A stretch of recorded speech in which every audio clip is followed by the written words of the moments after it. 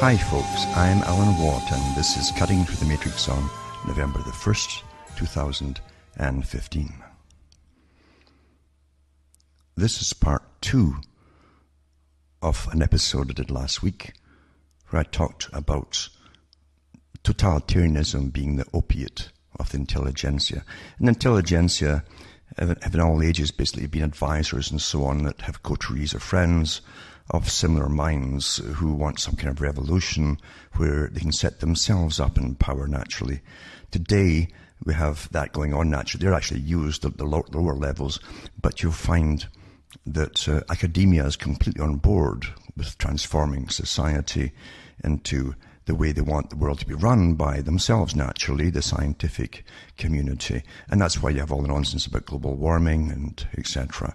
as they bring science up to its, what they call its rightful position in governing the people.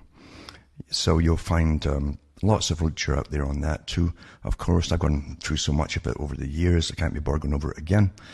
But this is the age we're in, and I talked about Bertrand Russell talking about it too in the 1940s and 50s, where science would be take its rightful place.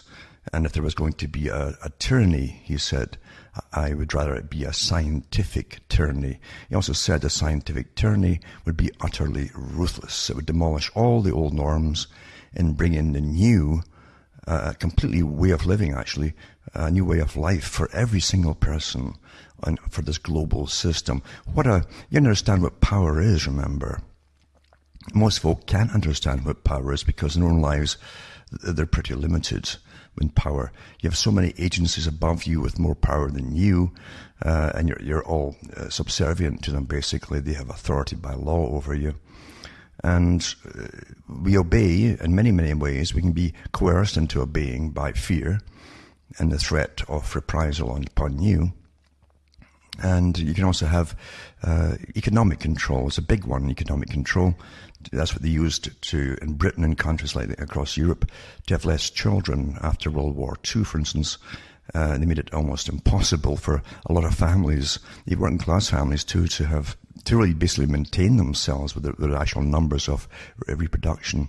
So they fell behind, and that was all intentional as well. There's always a bigger power and a bigger agenda in this geopolitical goal of the real quiet tyrants behind the scenes. They're not so quiet amongst themselves, but you will see seldom, if ever, anything really published upon them.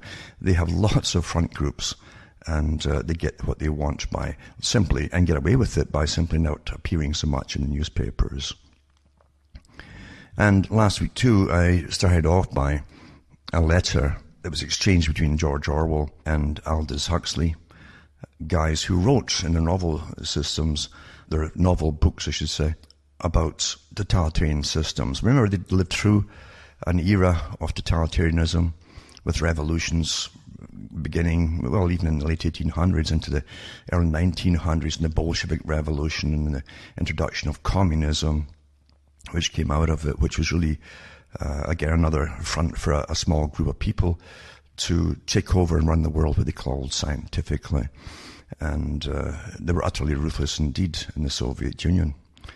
But this same system of socialism was picked up on by the bankers who funded revolution in Russia, Western bankers who had their own idea of how the world should be run, naturally with themselves at the top. The really big private banking families that ran international systems of debt and credit and all the rest of it to nations. And out of that, you had the Royal Institute of International Affairs that came out of the Lord Milner Group in Britain with their view of global domination, with the wealthy folk running the whole world, the presently wealthy folk at that time running the whole planet, the proper people, I might say, and everyone obeying and doing what they were told to do. So that's still the goal, of course, of power. Power never changes. The lust for power has many fronts, many faces, but it's always the same thing in the end. But we're really on our way to it, been on our way to it for an awful long time, and the creation of nations and amalgamating them into, it's like business consolidations, bringing the countries into blocks. We forget about the Soviet bloc, they called it. Now you have the European bloc of traders in the European Union, and the North American bloc as well, that's going into the whole of the Americas block up, which was always intended to do. And a borderless system of the free flow. They used to say labor and goods, now they say people and goods, because they don't need the labor anymore. But it won't stop mass immigration. That's part of the plan again too. So we're going through big changes. Most folk can't see it. They get hung up on the politicians that are placed in front of them, and they're coerced in many ways too, and coaxed into voting for who the elite want. And it doesn't really matter, because they've all been vetted by the present existing elite anyway. They depend on them for their financial backing even to run. And nothing's given in politics for nothing, including backing by big international corporations or anybody else, for that matter, who's got lots of money. There's always something to be paid back by changing systems and introducing laws and various other things too. Nothing really changes. Sad thing, but it's true, isn't it? Things are very predictable because of that too. But getting back to Huxley, I'll just mention this a little bit again of Huxley's, who read George Orwell's 1984, and he'd already put his own book out in the 1930s, Aldous Huxley, of Brave New Worlds, where who really was writing about the final outcome, a transition beyond the overt aggressive force that was going to be used to get people into this brave new world, where George Orwell was really going through, again, right after World War II, the big movements who wanted totalitarianism, and they'd use war to get there, basically. So you had the total force of George Orwell, and again, in a completely monitored society. Everyone was on camera, everyone was monitored all the time, right down to what they were thinking almost. And he didn't go beyond that into the scientifically controlled system so much, although science was used for indoctrination purposes in the totalitarian state in both the books. But in Huxley's view, he saw the beyond that particular era of blind force being used in fear, until the folk were compliant and they accepted their obedience or slavery without any qualms, because scientific techniques were to be used upon them and reared them from birth, basically, which we have now in indoctrination. It's through everything, and all your fiction as well as non-fiction. But this article here is where Aldous Huxley is replying to Orwell. He says the first hints of a philosophy of the ultimate revolution. That's what they call it at the top. This is the revolution which lies beyond politics and economics, and which aims at total subversion of the individual's psychology and physiology. Awfully interesting, isn't it? Are to be found in the Marquis de Sade, who regarded himself as the continuator or the consummator of Robespierre and Babeuf.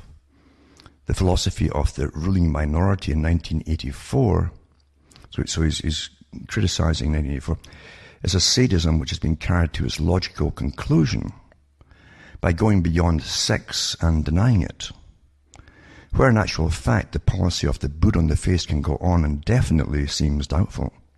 My own belief is that the ruling oligarchy will find less arduous and wasteful ways of governing and of satisfying its lust for power. Now, for folk who don't lust for power, it's almost it's too abstract to comprehend. But you have to understand, tyrants are born amongst you every year, potential tyrants, across the whole planet. And they'll use every available system and systems that already exist to get there. Often they'll get behind things and work behind things. And at the right time, they come to the fore. And they'll set up the circumstances so that they can come to the fore. But he's talking about the different techniques. So the ruling oligarchy will find less arduous and wasteful ways of governing and satisfying its lust for power. And these ways will resemble those which are described in Brave New World. Then he goes into the early systems of animal magnetism and hypnotism and so on. He says, partly because of the prevailing materialism and partly because of prevailing respectability, 19th century philosophers and men of science were not willing to investigate the odder facts of psychology for practical men, such as politicians, soldiers, and policemen, to apply in the field of government. In other words, they hadn't looked into these techniques of running the people, you see, and controlling them. Thanks to the voluntary ignorance of our fathers. Now, he's thanking the ignorance of not going into the Bernays techniques, for instance, that now have spawned off into many different subcategories of a science and social psychology, etc., and behaviorism, which now are using all marketing techniques and behavior of different spectrums of society into manipulating everybody, you see. And they advise your governments and your educational systems on how to put things across and in ways which the suspect or the recipient is going to be unaware that they're being technically brainwashed in a sense. He says, so thanks to the voluntary ignorance of the fathers, the advent of the ultimate revolution was delayed for 5 or 6 generations. Another lucky accident was Freud's inability to hypnotize successfully and his consequent disparagement of hypnotism. This delayed the general application of hypnotism to psychiatry for at least 40 years. And then he goes into, again, psychoanalysis being combined now, after this, with hypnosis. And hypnosis has been made easy and indefinitely extensible through the use of barbiturates, which induce a hypnoid and suggestible state. Well, so is the television, folks, now. Yeah? And we're talking about using scientific techniques now. And even the most recalcitrant subjects. Within the next generation, I believe the world's rulers will discover that infant conditioning, and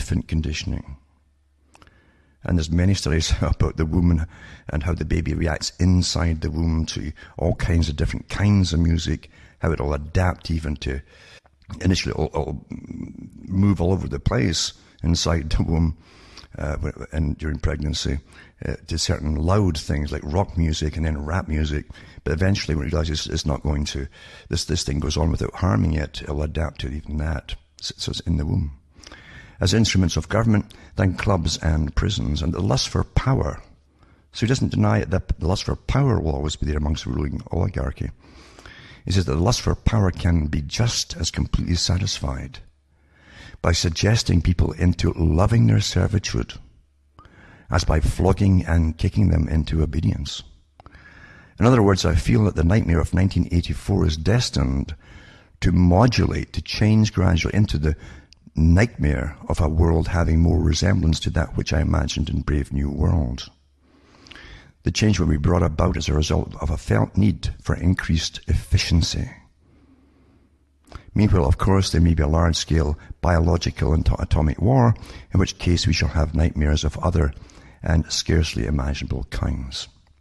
These guys were in the know, and Huxley maybe even more so, because the Huxleys were, according to the brother of Aldous Huxley, Julian Huxley, who was well up there at the United Nations and Planned Parenthood and population reduction and all the rest of it, he said he and his, talking about families of who'd been in leadership positions, he said, we belong to the scientific community. That was Julian Huxley. They're the scientific masters who would control the world on behalf of the other specialized groups and categories of masters that would control the world, you see. And last week I also talked about Pierre Trudeau and now his son, who they put in as Prime Minister of Canada. And it's quite interesting because everything's sold to you as a consumer. I was listening to one of these social psychologists and the evolutionary psychologists and a whole bunch of categories of them all working together. But this guy was from Canada and he works in a university, and he said that they packaged Justin Trudeau, but it was much the same way as his dad was packaged, but that's another thing. But they packaged him just much the same way by as if you were selling a rock star to the young, you see. similar to how they sold Bill Clinton initially into getting all the women voters in from too.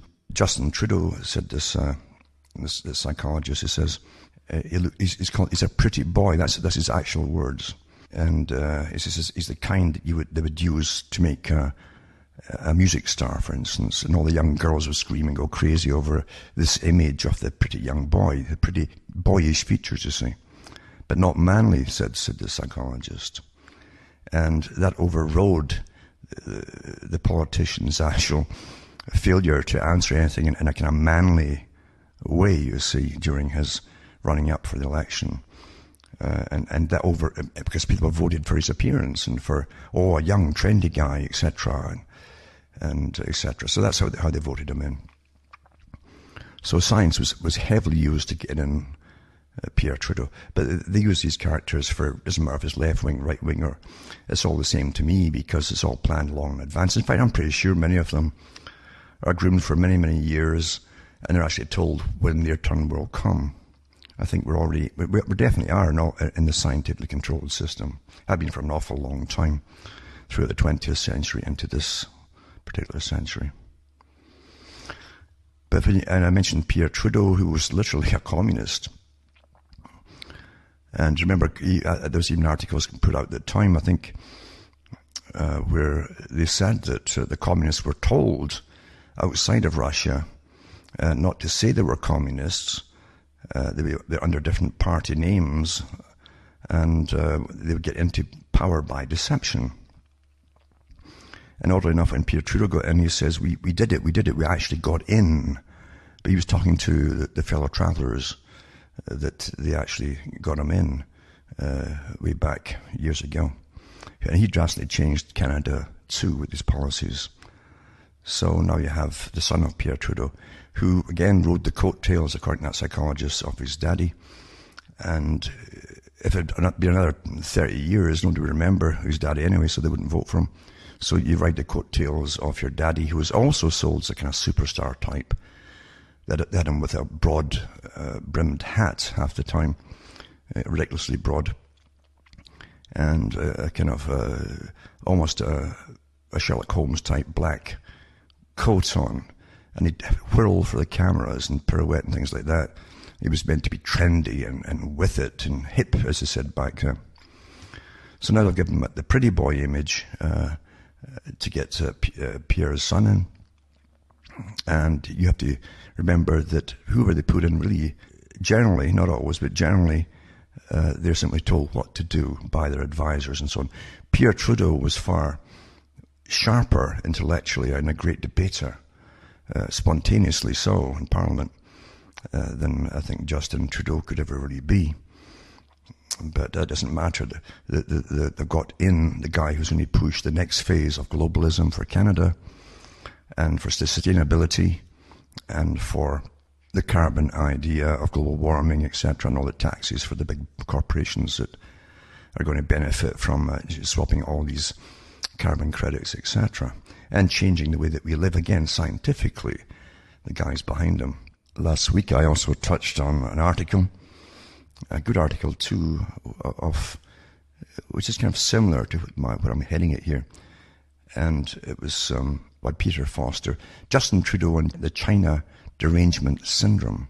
And that's where Justin, when he was over in China, actually said that he praised their dictatorship because he gets so much done. He goes through this policy of pretending to pacify and appease the people, you see. You simply got it done, all your big plans by the Intelligentsia, as they call themselves, that runs the communist system of China. So this is what this Justin Trudeau admires. This article goes on to say that the contention that China is some sort of green model is flat out ridiculous. It says this week's in its 2013 IEA World Economic Outlook confirmed that the smog-bound Middle Kingdom is destined to be the world's largest and fastest growing user of fossil fuels. It already is. In particular coal, for at least another decade. Now remember, under the free trade agreements, these countries who sign on, and are still classed as third world, by the way, even though China's the manufacturer for the planet, and we're all financing them in China. They don't have to go along with the policies that advocate for everybody else to use across the world.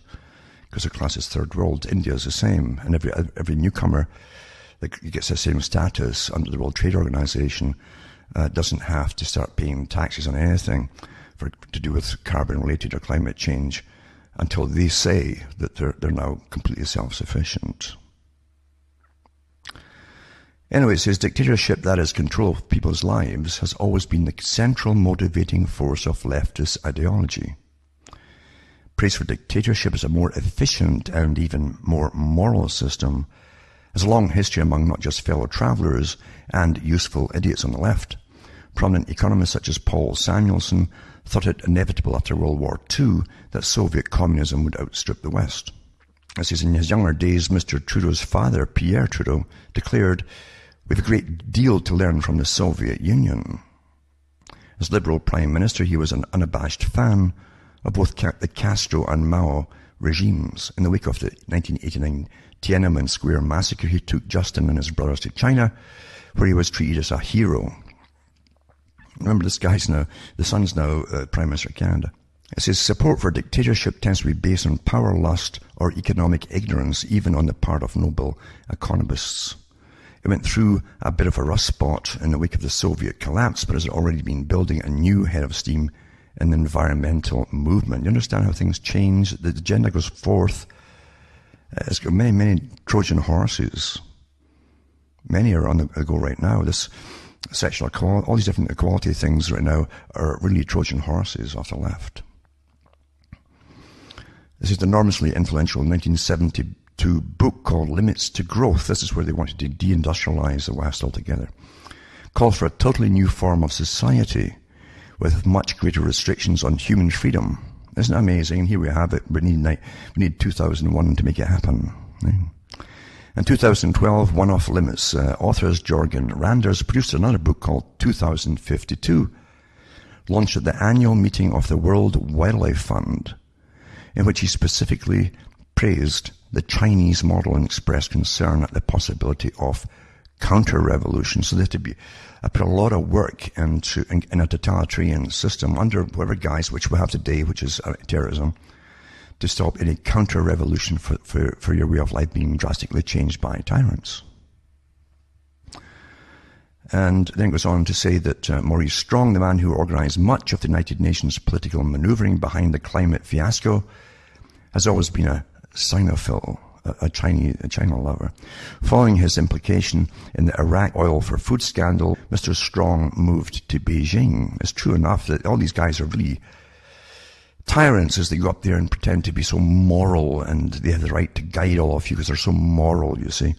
And they're always involved in awful scandals. But being tyrants, then actually they're entitled to that. As it's not just the ardent eco-left that sees China as a model. In 2006, Peter Kertsakian, a prominent Calgary-based energy economist, wrote a book with the hysteria inducing title called 1,000 Barrels a Second. In it, he claimed that China was lucky because it had a golden opportunity to engineer a society that does not fully experience the level of oil addiction that we've known in the West. And it goes on and on. It's a good article, actually. I'll put that up again. I'll put them all up at the end of this part 2. But it's awfully interesting that here's an article here, for instance. I mentioned Maurice Strong. You find it on Wikipedia. He was actually picked up by Rockefeller and pushed and trained into the position. He is this global leader of the environmentalist system. He brought us many of the ongoing meetings we still have today with biodiversity and the rights of the animals and the trees and everything else, but none for the humans, etc., etc. But it says here, in 1976, at the request of Prime Minister Pierre Trudeau, Strong returned to Canada to head the newly created national oil company called Petro-Canada. He then became chairman of the Canada Development Investment Corporation, the holding company for some of Canada's principal government-owned corporations. But later on, actually, he was brought back to privatize our electrical system in Ontario, for instance. Everyone's been involved in has been big scandals, you know. Also, it says on December 31st, 1986, American Water Development Incorporated, a corporation controlled by Maurice Strong and his associates, William Ruckelshaus, Richard Lamb, Samuel Belzberg, and Alexander Crutchfield, Jr., filed an application with the District Court for Water Division 3 in Alamoso, Colorado, for the right to pump underground water from lands of the Louis Maria Baca Grande, number 4, and another lands in Sagutu County, Colorado, in Colorado's San Luis Valley, and sell it to water districts in the Front Range urban corridor of Colorado. It isn't all things to do with what you need to live, you understand. That's what I'm talking about. Remember, too, that Pierre Trudeau, the dad, one of his best pals was Harold Lasky, who was an outright communist, basically, who taught Marxism in universities in Britain and so on. I'll put that up tonight, too. And then I'd just like to touch on this article to do with the inner circle they expect to be picked. It's probably already picked by the masters of the world around Justin Trudeau. And who are they for these liberal lefties, you know? And you've got to remember back to talks I've given at cuttingthroughthematrix.com over many, many years of the history of the group that set out to basically take over the world's supply of everything that folk needed to live on, but also the complete wealth of the nations across the world, and bring in a common political system with ultimately a central government. And that was, again, the Lord Alfred Milner Group, based in London, that became the Royal Institute for International Affairs, Council on Foreign Relations. Group members also came out as the Trilateral Commission, the big players that manage all of these things. And even their historian for the CFR branch in the US put out in his own book that this group's been running the world since at least the late or even the mid-1800s. This article says every few weeks through much of 2014, Liberal leader Justin Trudeau met on Parliament Hill with an eclectic group of business executives, university professors, and think tank policy wonks, as they call them, along with a few of his own members of Parliament. This article talks about the Liberals not getting round to formally announcing the roster of Trudeau's Economic Council of Advisors until almost the end of 2014, about 8 months after its first meeting. Far from trying to attract maximum attention to it, they seem to want to leave the council largely unnoticed. And that's more important because advisors behind presidents and prime ministers are generally the most important people, since they really run the show, you know. The prime ministers and presidents are sold like packages to the general public. You're a consumer, and they package up for you, the consumer. That's the whole making phenomenon that has been on the go for a long time. Just what was important for us, for this group to have, was meet a few times, was to have done substantive work before we started talking too much about it, said Toronto MP Chrystia Freeland, who co-chairs a council with Nova Scotia MP Scott Bryson. We wanted this not to be about press releases. The suspicion in Ottawa, whenever a politician assembles a blue-chip panel, is that deep thinkers are window dressing, while the real decisions will be made by the usual partisan operatives. Assessing the influence of Trudeau's group will have to wait until the Liberals' 2015 election platform is unveiled. Well, that's been really even done yet. Still, members of the council say they sense real potential. Discussions are very in-depth and tend to get into the weeds a great deal. It's not just blue skying from 40,000 feet, says council member Mike Muffet, professor at Western University Ivey Business School. And they go on about Muffet himself, amongst academic specialists. Again, academia, the intelligentsia are on board, certain ones, you see. It says, too, given Trudeau's emphasis on middle-class income stagnation, it's no surprise he's turning to professors such as Korak and Milligan, who's another Maclean's writer and contributor for ideas. He mentions George Gosby, the chief executive of Calgary-based Alta Group Capital Inc., who previously served in the Economic Advisory Council of Jim Flaherty, Harper's finance minister from 2006 until shortly before his death last spring. It brings to the table an Albertan business perspective not often associated with the federal Liberals. And then they go to Frank McKenna and other names that the public may have heard before. Although it's not really in the packaging. As I say, they don't package the advisors. They're behind the scenes. It's more important to keep them quiet. Now, this article talks about Trudeau's predecessor, Stephen Harper, and he said the media says it was a climate change skeptic, but the new Prime Minister brings a different attitude.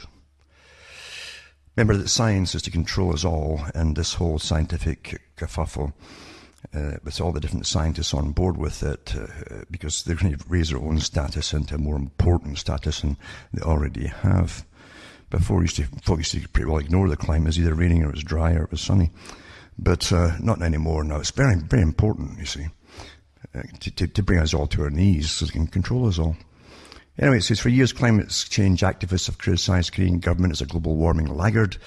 And the Prime Minister, Stephen Harper, who has been in power since 2006, has never taken climate change seriously.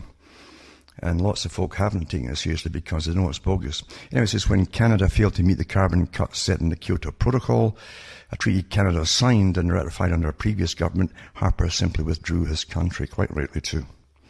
But a surprise election of Justin Trudeau yesterday promises to change that perception. The Liberal Party leader emphasised the very real danger of climate change and pledged his support for what he called a pan-Canadian approach to the issue. In 2015, pretending that we have to choose between this economy and an environment is as harmful as it is wrong, he said in a speech earlier this year, written by a speechwriter, obviously. It says, even with the resounding win, however, it may provide surprisingly difficult for new Prime Minister Trudeau to enacting strong environmental and energy policy at the federal level in Canada. Control over a Canadian environmental and energy policy rests largely with the country's powerful provincial leaders. Well, it's already been settled because a few months ago I read it on the air that the federal government, even under Harper, had told all the provinces, the parliaments in the provinces, to put forward their ideas for basically environmental policies, so it's good to do a federal one. It says, indeed, the country explicitly leaves authority over natural resource management to the provinces, and many Canadians still recall an ill-fated attempt in the 1980s by the federal, I almost said federal, but it's federal government to grab a larger share of the profits from energy resources in individual provinces. It says that program was championed by none other than Prime Minister Pierre Trudeau, Justin's father. Provinces have enormous authority in so many areas that there are huge regional differences on the issue, said Barry Raby, professor of public policy at the University of Michigan. Canadians have struggled mightily to put together a federal policy that addresses emissions. For these reasons, Trudeau appears keen on implementing a carbon pricing scheme that would set targets for emission reduction at the federal level and allow for provinces to design programs independently to meet those goals. Now, who would be the principal advisors to Trudeau? And it says here, General Butts, a principal advisor. Gerald Butts has been friends with Trudeau since their McGill University days and is said to be so close to him that he had a hand in writing the eulogy Trudeau famously delivered at the funeral of his father, former Prime Minister Pierre Trudeau. And now, it actually says here that Butts was Principal Secretary to Ontario Premier Dalton McGuinty and is the former President and CEO of the World Wildlife Fund Canada Prince Philip's organization. The guy that wrote the book, remember, Prince Philip? That if he could come back as another life form, he come back as a virus and kill off a good chunk of humanity. So that's the principle. Now, these advisors are more important than the guy in front, believe you me. Because they're the real, radical totalitarian types that don't care about... So they actually have the communist system when they tell you at the top, you jump or else, and everyone then knows what or else means for sure. And then Katie Telford, National Election Campaign co-chair, and a few other ones too I'll put up. Amongst them too are Stephen Bronfman, chief fundraiser, the scion of the Bronfman Seagram's liquor family. That's the guys who started the whole incredible story, actually. It's a good book to read, is Peter Newman's book on the Bronfman family and how they set up and ran the illicit liquor trade during the roaring 20s and 30s and so on. And incredible life these guys have had. This is set up way in advance. The politicians getting paid off to bring it in, the prohibition against booze, knowing that they'd have the complete monopoly of all the booze, and they ran it in from Canada to the States. And then when the Canada also made it prohibitive too, and the States allowed it again, they just reversed the flow. An incredible story of how they got their billions, and how they made their booze as well. They brought in whiskey from Scotland, the barrels that still had a lot of real Scotch in it, and they put battery acid in it to leach out the remaining alcohol and made up their own concoction, you see, and they sold it into the States. And that was the real big mafia in its day, utterly ruthless too. But anyway, that's another one, is Stephen Broadman, a descendant of old Sam Broadman. But they're respectable now, because, it doesn't matter how you start in this system, as long as you become stinking rich, then you're suddenly respectable. And in all the other different characters who'll be on board with it too. But you'll have many more that are not mentioned, because they're too important, I bet you. But it just shows you that nothing's ever as it appears to be. And so anyway, here you have one of the guys was head of the World Wildlife Fund for Canada. They're on board with the whole climate change thing, and they're taking away of all human rights, etc., from people, where you can live, how you can live, and all the rest of it. So the whole climate agenda is going to rampage ahead like never before. It's going to be absolutely amazing to live through the next few years, actually, as they bring this in. It'll be gradually to start with, of course. They won't tax you too much, but they'll start increasing it until you can't drive, or you'll need permits to drive for carbon, and you'll probably eventually get a rationing system.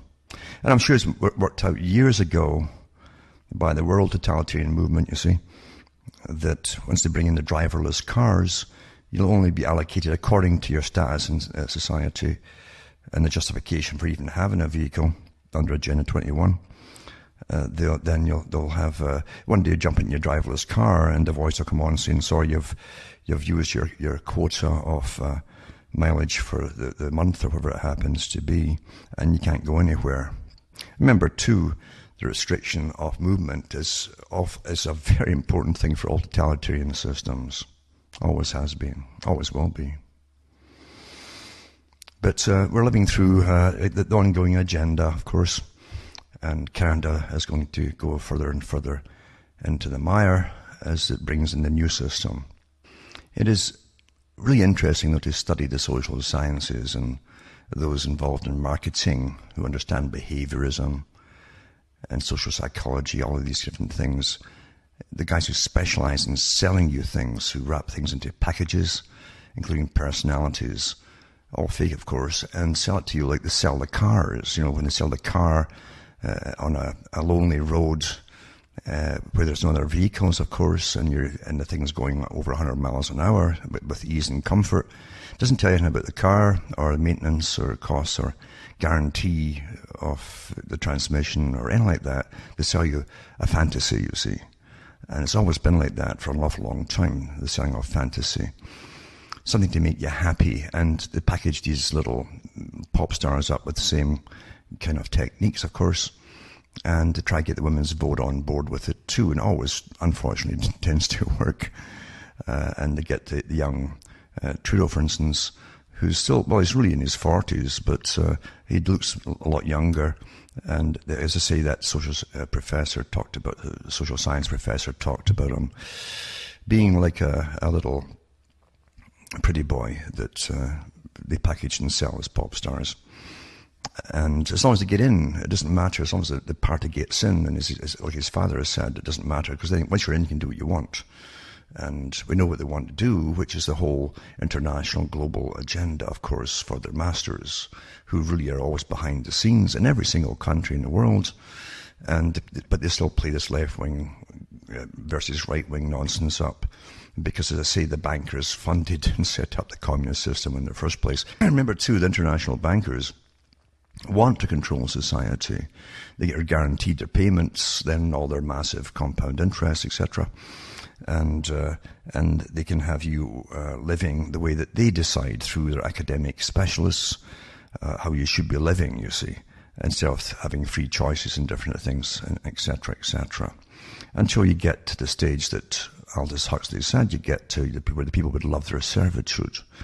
Remember, too, in this Marxist system, loved by the bankers, that they have a division of labour. In Brave New World, you had all of the foresight into what became genetic engineering, where the different categories of important down to the lessers in society would be given, would be bred specifically for their particular tasks at hand. You wouldn't give ones at the bottom, for instance, a high intellectual ability and stick them on a conveyor belt, just picking out little odds and ends on the belts. That would be reserved for those who had their junk genes, you might say, removed from them. The genes give you your personality and some of your IQ as well. And you see genetics completely going in that direction too for such a long, long time. This is an old agenda, remember, folks. And political selling and packaging of their particular frontmen or women is an old idea which works awfully well amongst the general populace that doesn't really know much about what's going on. And they expect the media, like Brzezinski said, to do the reasoning for them.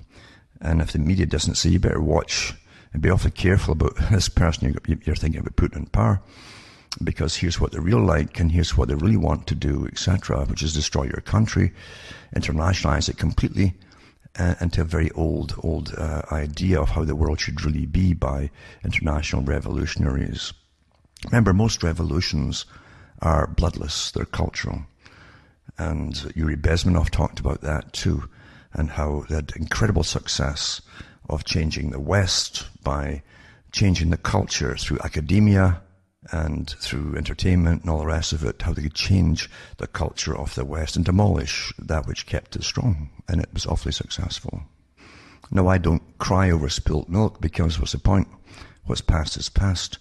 And I don't become some kind of cheerleader either for the general population, because you can't tell people what to think or how they should view things. It's up to them. And if they choose to be ignorant of things, willfully ignorant, there's nothing you can do about that. And the conditioning everyone's had today is so incredibly successful, awfully successful, through scientific programming, as Lord Bertrand Russell said. The scientific techniques that are used through school, even preschool, and through all children's fiction too, is meant to socialize them into political correctness, what really is nice and what's bad regarding topics and so on, thoughts that you might have, so that you self-censor yourself, you police yourself, you police your own mind throughout your entire life to be a good person. It's awfully interesting. The social psychologists too have terms for it, where you hear the people getting up in front of the populace today, even in local events and things like that, and they call it virtue signaling. And virtue, of course, is the right way to think and the right morals to have and ideas to have, all ones which have been okayed and stamped with the quality of seal of approval by the masters of the world, you see, in your culture. And I call it also social preening. That's how I call it. It's a form of not just signaling, but preening in public, where they come out with all the, even in local events, they come out with all the right things. They believe in sexual equality of all kinds of types of sexuality, etc. They believe in the climate change. We do a lot about it. That they tell you up front, I'm so good. Everything is politically correct. I believe in, and I'm saying right now to show you how good I am with virtue and the social, the virtue signal and the virtue preen in front of the audience, you see. That's a done deal today. You see it all over the place. That's their credentials for getting up in front of you. And it's like a tape recorder that's been downloaded into everybody's brain by the masters of science, of course, of the mind, and cultural training has all been done. And so you have displays of this virtue preening you might say. How good am I? You must see how good I am. And with all the right things to save the world and save the polar bears, and of course they're all going to drown when there's no North Pole nonsense, etc. All that stuff, and they say it with a deadpan face. And that's scary, folks, because when the same group are told by their masters through non-fiction and fiction and incessantly that this particular group is bad, they will become the ruthless commissar types who will turn and execute people down the road. That's how it works for ridiculous things, for even having opinions. And I really mean that too. That's the scary thing about humanity. When you really read up on the types of executions they had in the Soviet system or in the communist China system, you can't fathom it. The people would condemn them with straight faces for the things they condemned them for and had them executed. Never mind the people who actually did the executions as well. It's horrific, actually. And it's always been of interest to me as to how they can play up the Nazi atrocities, and where you have over 80-odd million people slaughtered during the whole Soviet era. There's an absolute silence on it. Silence. But I don't get stuck on countries, because the same phenomenon, as Plato said, basically, if you want to alter human behavior, you study how they've acted in the past to introduce certain morals and modes of behaving, etc. And you can, as long as you know the format and study it and introduce it in the right sequence, you can change it again, and they'll behave exactly the same way again. And that can happen in any country, you see. That's why we're the most scientifically observed and studied creature on the planet. Not the ants, not the birds and bees or anything like that, but humans, you see. Because those who lust after power, and that's so important to say. You understand that there are people who lust for power. I've met some of them throughout my life, and I've listened to them talk, and they all sound the same. It doesn't matter what particular form of totalitarianism they stand for. They all believe in using helpers in academia to train the generations of children into being the obedient, very obedient servants of them, to behave and act the way that they're told to without question. It's always the same thing. So Nazism, fascism, communism, all have the same goals, end goals. They all end up the same place anyway. And that's why the big boys that came out with all of this, who funded all parties and all sides during the conflicts of the early 20th centuries all through it, do fund all sides. They know that they can get their goals through. It doesn't matter if it's done through someone under the guise of a communist system or a liberal system or a right-wing system. It's all the same agenda, which they ultimately control. None of these parties, you'll notice, ever says anything, ever, there's an awfully good reason for it, about doing away with the current inadequate, corrupt system of finance through central banking, and how what's the point in trying to earn money if it's constantly getting devalued? It's like trying to create a carpet on a loom while the one you're standing on is being unrolled underneath you all the time. But we say this is normal, this is good, and they call it a science of economics. And we get crashed 2 or 3 times a century now and plundered by the big bankers, and nothing changes. Why is that? Why are they all these parties on board with the same system? They won't change. It's because there's only one agenda with one bunch of global masters who rolled it out under Cecil Rhodes and then the Alfred Milner Group in Britain, the Royal Institute of National Affairs, CFR, Trilateral Group, all the same bunch who brought in the World Bank, the League of Nations, then the United Nations, the International Monetary Fund, the World Trade Organization, all of these private associations that now rule our lives, and we don't vote for a single one of them. It's not up for voting, you see.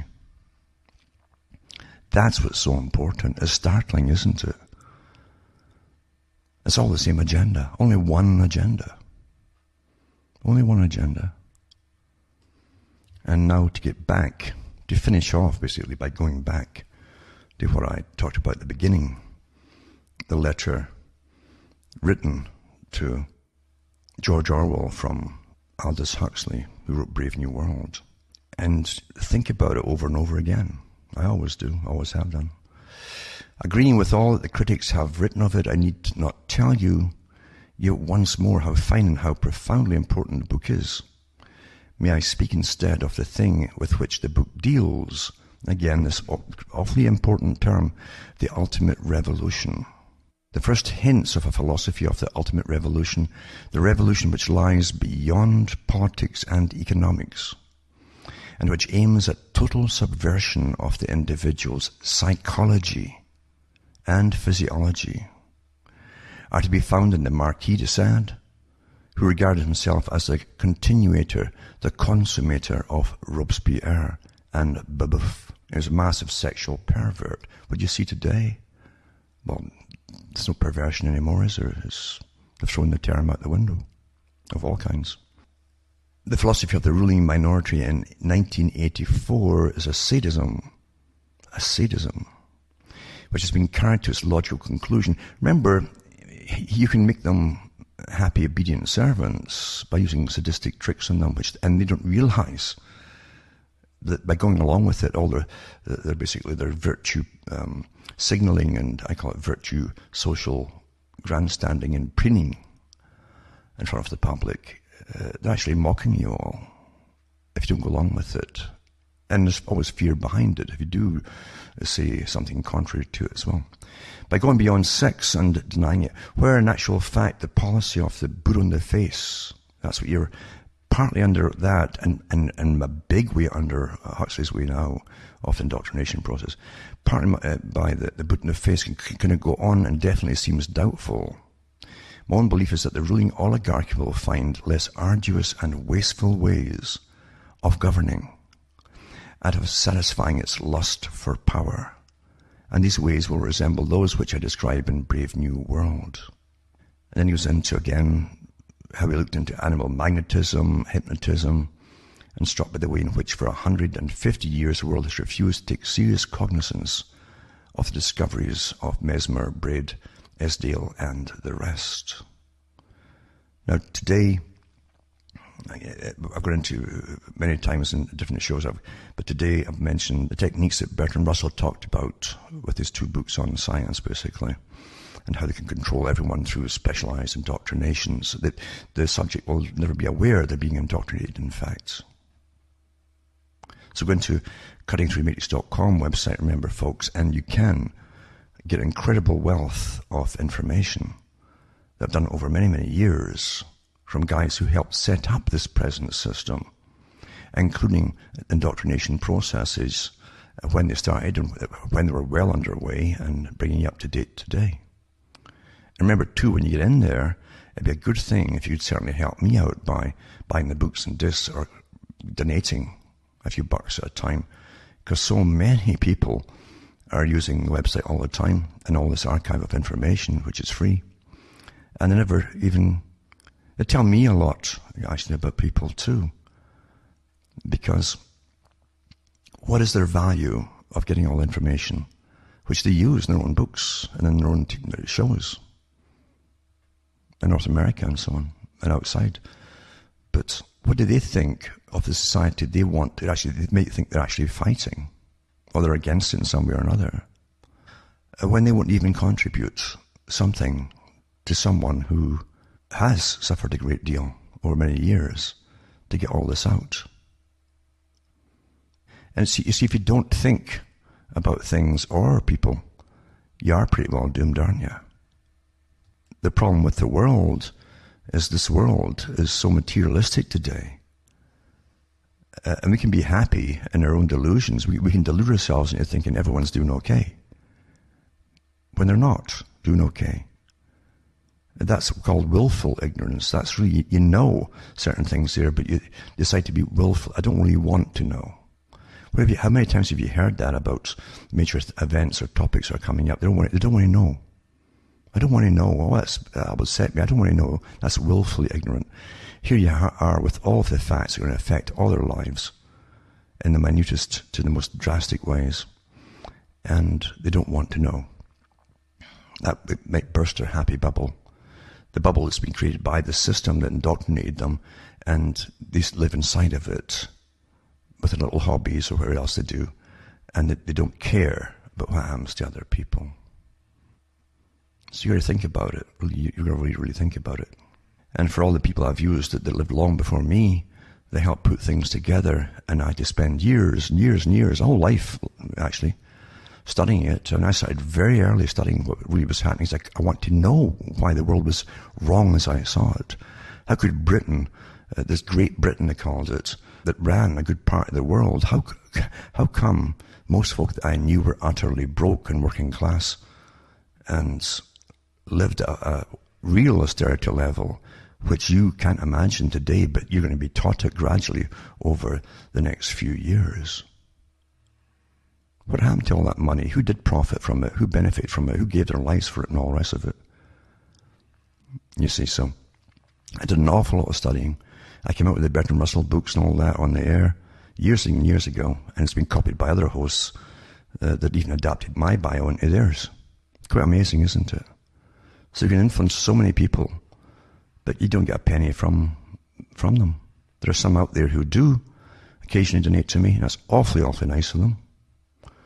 And I was going to mention too, there's one guy who just gave me one recently, a little donation, and he's just to mention his name, I think it was Ray Mann. But most folk quietly just give me a couple of bucks here and there, and that's about it. I've got all these websites to run. I've got my own costs, of course, in all other ways as well. But it's astonishing to look at all the folk that are downloading, and the vast majority of them, and a lot of them ask me questions all the time, that they email me questions galore, as though I've nothing else to do except answer them, and they don't ever send you a single penny. And you've never heard of them before, you know. That's quite something else. So, willful ignorance, I guess he's doing okay. Well, that's because you want to believe so, because you don't want to know that maybe you should pass a few bucks this way, or buy the books or discs, etc. at cuttingthroughmatrix.com. Help out with you. You understand what kind of world you're heading towards if you won't help each other out? You'll be taken for a ride yourselves by the big boys at the top completely, who also have no care about how you're getting along, or even if you are getting along. We have to get more humanity back into our lives. I know it's with multiculturalism, it's destroying that. Because the cultures end up settling in their own areas, en masse, and they all live quite happily inside their own communities. But in the process, they destroy the domestic populations and the old cultures. That's intentionally been used today with mass immigration from the sites that the countries have bombed out of existence pretty well, with these ongoing wars across the entire Middle East, which is all planned, of course. And I've gone through the histories of that until I'm sick of talking about them as well. Well documented, there's no arguing about it. But everything's used, including the immigration, to destroy something else and bring in something new. But in the process, it destroys our humanity of indigenous civilizations and populations to each other. You can't survive when you destroy that. Because what happens when you're in trouble? Who's going to help you?